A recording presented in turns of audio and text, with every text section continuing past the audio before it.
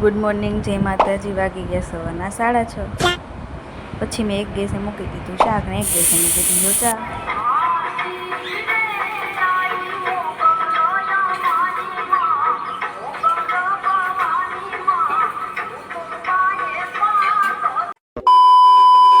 પછી મારો અને અમિતનો ચા લઈ લીધો અને હું ને અમિત બેસી ગયા નાસ્તો કરવા. હાલો મિત્રો નાસ્તો કરવા.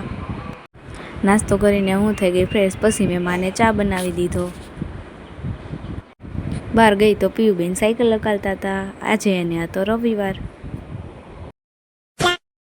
પછી મેં લઈ લીધું મારું ડાયમર વર્ક. પછી થઈ ગયા બપોરને હું ને એમાં બેસી ગયા જમવા. વાગી ગયા 5. પછી કરવા માંડી ટિફિન કરીને હું ને અમિત બેસી ગયા પપૈયું ખાવા. પછી થઈ ગયો આરતીનો સમય અને મમ્મીએ કરી નાખ્યા દીવાબત્તી.